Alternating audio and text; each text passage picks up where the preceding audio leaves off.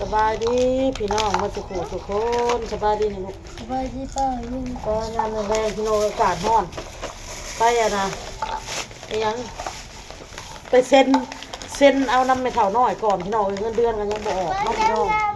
เออซื้อขนมได้บุญกระทงนึงพี่น้องเลยมันปากแกหายแกบ้างทุกแล้วทุก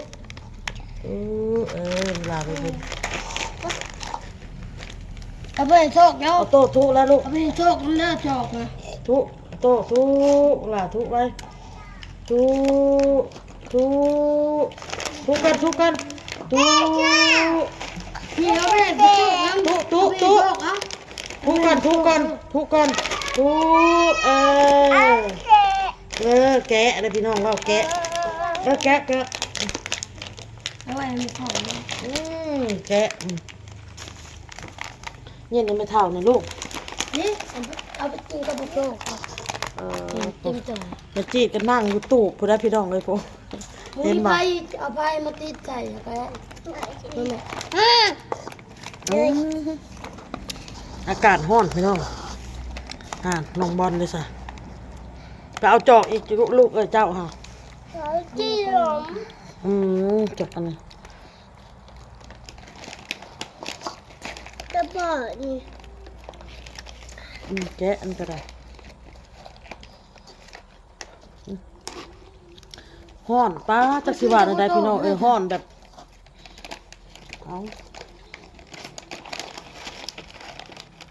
เดินสาวกินกันนานแล้ว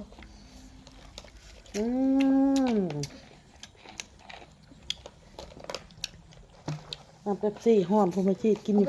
ไปเย็นให้ไม่เท่าหน่อยไหมลูกไหมไม่เท่าทุกแล้ว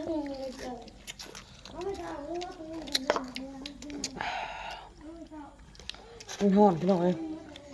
เด็กน้อยนี่ก็หิวขนมพี่น้องไม่ได้กินขนมร้ายมืออะไรซื้อเขากินกระบอกกินเป็นไงลูกกินโชคมาโตมามันจีดพี่น้องอยู่ตู้กับน้องโชคพี่น้องผมสบายดีป่ะลูกว้ายเค็มสบายดีพี่น้องมีก็สิมาเห็ดกินแรงพี่น้องเด้อสีปิ้งปลาทูพี่น้องแล้วก็สีป่นปลาทูเนาะพี่น้องเนาะอันปลาทูนี่สิปิ้งให้เด็กๆพี่น้องมัดไว้เอือกไว้พี่น้องมันจะอยากเบิ่ง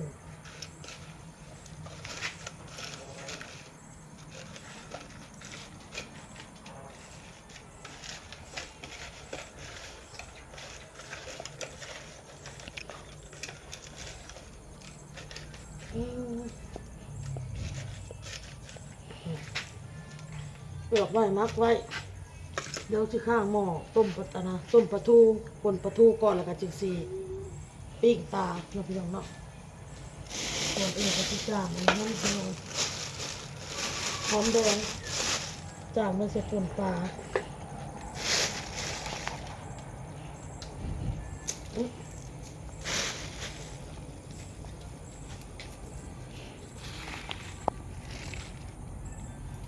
รับไปก่อนลูก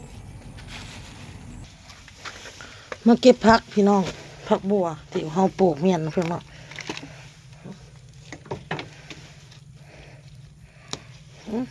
ขาดขาด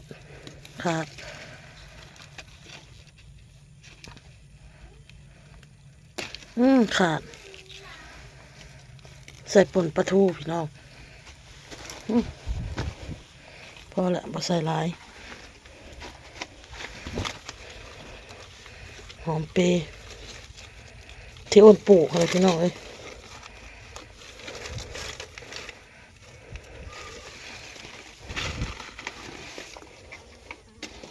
ต้นวากาโดนี่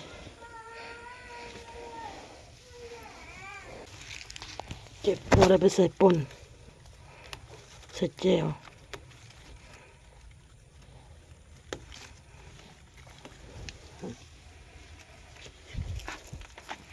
ต้นมะเป็ดเนาะพี่น้องกำลังเป็นหมากงามๆต้นมะฮุงกำลังใหญ่พี่น้อยงามกว่ามะเป็ดมัดพอเหลืองกว่ามะเป็ด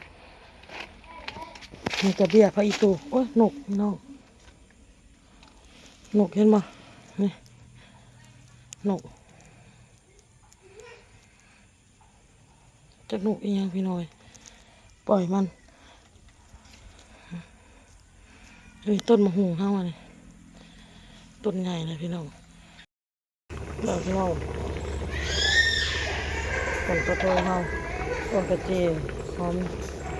หอมมันนะหอมแดงพี่น้องอันนี้ก็สิปิ้งเด้อพี่น้องเด้อเสียงไห่กระถึกพี่น้องพี่น้องเนาะเท่าโซกอันนี้สิปิ้งพี่น้องปลาทูนี่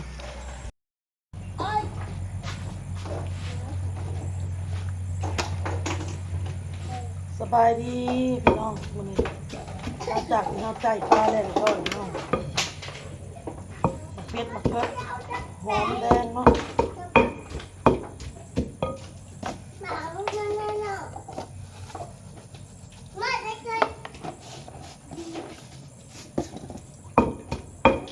คนปลา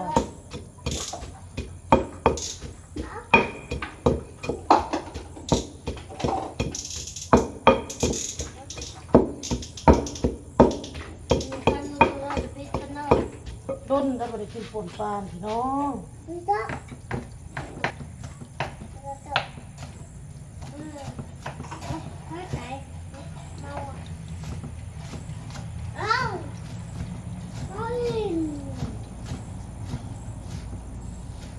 น้องบอลปิ้งปลาทูเด้อพี่น้องเด้อ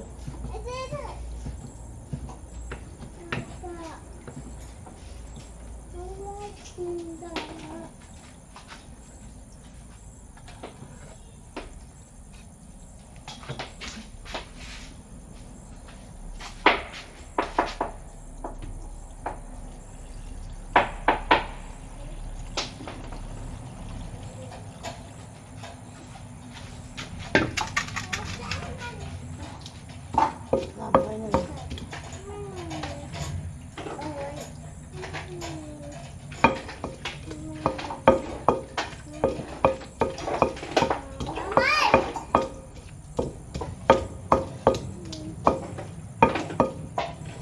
พี่น้อง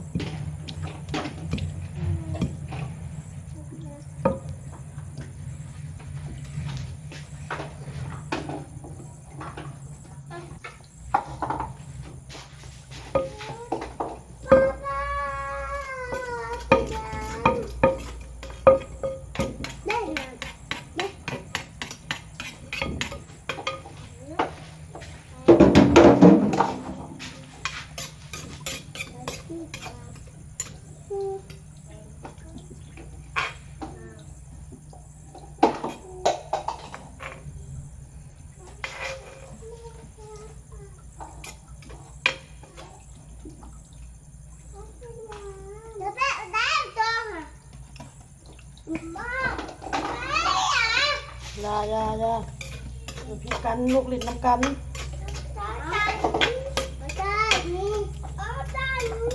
ของกันพี่น้องพันสวยคอยแน่ของกันบ่ได้ออกไทยสวรรค์ได้พี่น้องเลยออกไทยนะปุ๊